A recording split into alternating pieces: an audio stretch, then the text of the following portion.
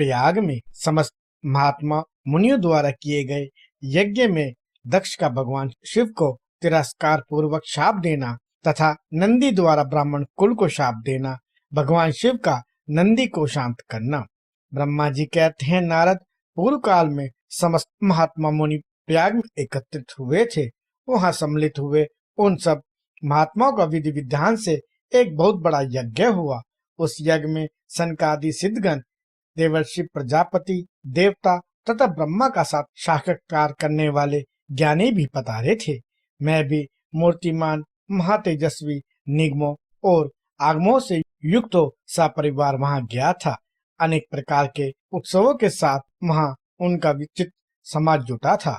नाना शास्त्रों के संबंध में ज्ञान चर्चा एवं वाद विवाद हो रहे थे।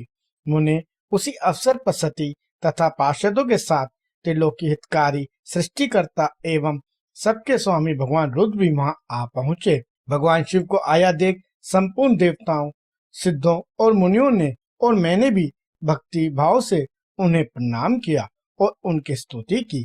फिर शिव की आज्ञा पाकर सब लोग प्रसन्नता पूर्वक यथास्थान बैठ गए। भगवान का दर्शन पाकर सब लोग संतुष्ट थे और अपने सौभाग्य की सराहना करते थे। इसी बीच में प्रजापतियों के भी पति प्रभु दक्ष, जो बड़े तेजस्वी थे, अकस्मात घूमते हुए प्रसन्नता पूर्वक वहां आए। वे मुझे प्रणाम करके मेरी आज्ञा ले वहां बैठे।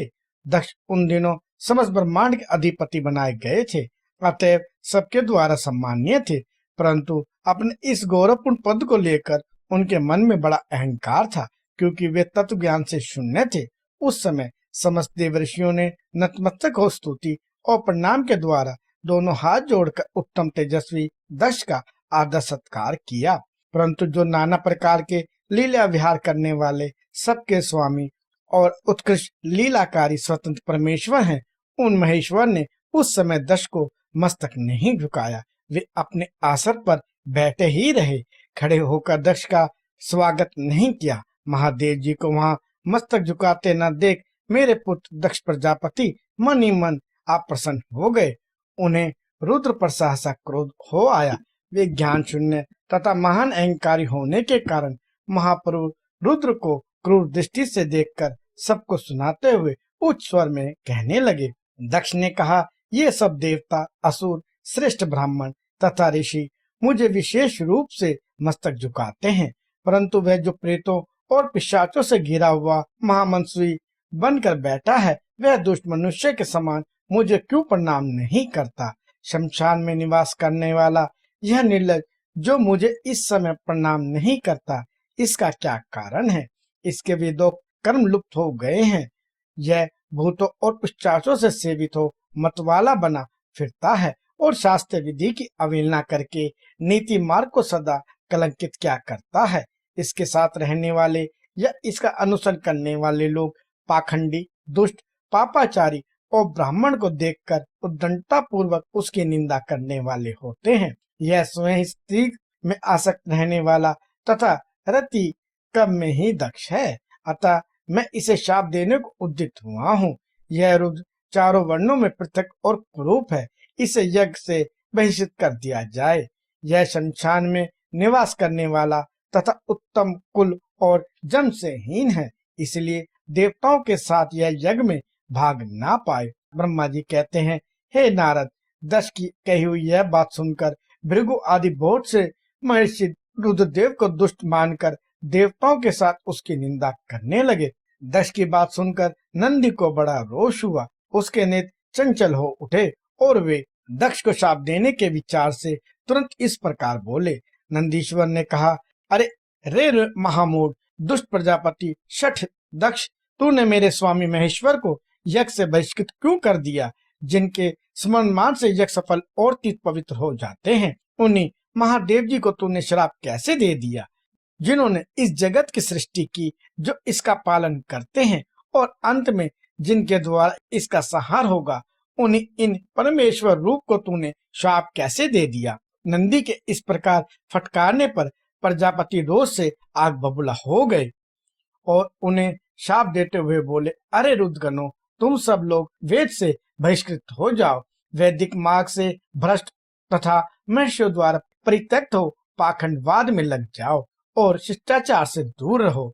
सिर पर जटा और शरीर में भस्म एवं हड्डियों के आभूषण धारण करने वाले मदपान में आसक्त रहो। जब दक्ष ने शिव के पार्षदों को इस प्रकार शाप दे दिया, तब उस शाप को सुनकर शिव के प्रिय भक्त नंदी अत्यंत रोष के वशीभूत हो गए। शिलाद पुत्र नंदी भगवान शिव के प्रिय पार्षद और तेजस्वी हैं। वे गर्व से भरे हुए माधुष दक्ष को तत्काल इस प्रकार उत्तर देने लगे। नंदीकेश्वर बोले, अरे शठ दुर्बुद्धि दक्ष, तुझे शिव के तत्व का बिल्कुल ज्ञान नहीं है, अतः तूने शिव के पार्षदों को व्यर्थ शाप दिया है। अहंकारी दक्ष, जिनके चित्त में दुष्टता भरी है, उन भृगु आदि ने भी अभिमान में आकर महाप्रभु महेश्वर का उपवास किया है। अतः यहाँ जो भगवान रुद्र से विमुख तुझ जैसे दुष्ट ब्राह्मण विद्यमान है, उनको मैं रुद्र तेज के प्रभाव से शाप दे रहा हूँ। तुझ जैसे ब्राह्मण कम फल के पश्चात वेद वाद में फंसकर वेद के तत्व ज्ञान से शून्य हो जाए। वे ब्राह्मण सदा भोगों में तन्मय रहकर स्वर्ग को ही सबसे बड़ा पुरुषार्थ मानते हुए स्वर्ग से बढ़कर दूसरी कोई वस्तु नहीं है ऐसा कहते रहे, तथा क्रोध, लोभ और मत से युक्त हो निर्लज भिक्षुक बने रहे। कितने ही ब्राह्मण वेद मार्ग को सामने रखकर शूद्रों का यज्ञ कराने वाले और दरिद्र होंगे, सदा दान लेने में ही लगे रहेंगे। दूषित दान ग्रहण करने के कारण वे सब के सब नरकगामी होंगे। 10 उनमें से कुछ ब्राह्मण तो ब्रह्म राक्षस भी होंगे, जो परमेश्वर शिव को सामान्य देवता समझकर उनसे द्रोह करता है। वह दुष्ट बुद्धि वाला प्रजापति दक्ष तत्व ज्ञान से विमुख हो जाए।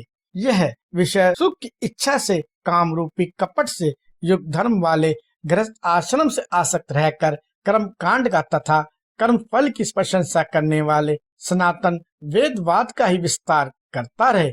इसका आनंदमय सुख नष्ट हो जाए, यह आत्मज्ञान को भूलकर पशु के समान हो जाए तथा यह दश कर्म भ्रष्ट हो शीघ्र ही बकरे के मुख से युक्त हो जाए।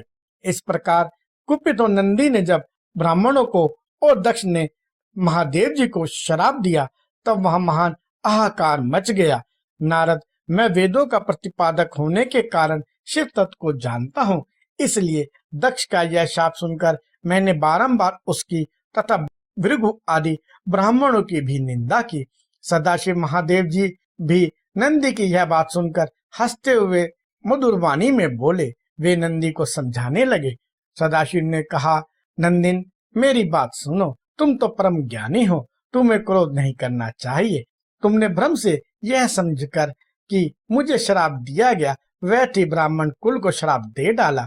वास्तव में मुझे किसी का श्राप छू ही नहीं सकता, अतः तुम्हें उत्तेजित नहीं होना चाहिए।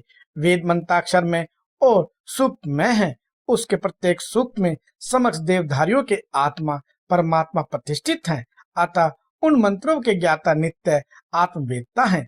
इसलिए तुम रोषवश उन्हें श्राप ना दो। किसी की बुद्धि कितनी ही दूषित क्यों न हो, वह कभी वेदों को श्राप नहीं दे सकता। इस समय मुझे श्राप नहीं मिला है, इस बात को तुम्हें ठीक ठीक समझना चाहिए। महामते, तुम सनकादि सिद्धों को भी तत्व ज्ञान का उपदेश देने वाले हो, अतः शांत हो जाओ। मैं ही यज्ञ हूँ, मैं ही यज्ञ कर्म हूँ। यज्ञों के अंगभूत समस्त उपकरण भी मैं ही हूँ। यज्ञ की आत्मा मैं ही हूँ, यज्ञ प्राण यजमान भी मैं हूँ और यज्ञ से बहिष्कृत भी मैं ही हूँ। यह कौन है, तुम कौन हो और ये कौन? वास्तव में सब मैं ही हूँ। तुम अपनी बुद्धि से इस बात का विचार करो। तुमने ब्राह्मणों को व्यर्थ ही श्राप दिया है। महामते नंदिन, तुम तत्व ज्ञान के द्वारा प्रपंच रचना का बाद करके आत्मनिष्ठ ज्ञानी एवं क्रोध आदि से शून्य हो जाओ। ब्रह्मा जी कहते हैं, नारद, भगवान शंभु के इस प्रकार समझाने पर नंदीकेश्वर विवेक प्राण हो क्रोध रहित एवं शांत हो गए। भगवान शिव भी अपने प्राण प्रिय पार्षद नंदी को शीघ्र ही तत्व का बोध कराकर प्रमथ गणों के साथ वहां से प्रसन्नता पूर्वक अपने स्थान को चले गए। इधर रोष वेश से युक्त दक्ष भी ब्राह्मणों से घिरे हुए अपने स्थान को लौट गए, परंतु उनका चित्त शिवद्रोह में ही तत्पर था। उस समय रुद्र को शाप दिए जाने की घटना का स्मरण करके दक्ष सदा महान रोष में भरे रहते थे। उनकी बुद्धि पर मूढ़ता छा गई थी। वे शिव के प्रति श्रद्धा को त्याग कर शिव पूजकों की निंदा करने लगे। तात नारद, इस प्रकार परमात्मा शंभु के साथ दुर्व्यवहार करके दक्ष ने अपनी जिस दुष्ट बुद्धि का परिचय दिया था वह मैंने तुम्हें बता दी। अब तुम उनकी पराकाष्ठा को पहुंची हुई दुर्बुद्धि का वृत्तांत सुनो। मैं बता रहा हूँ।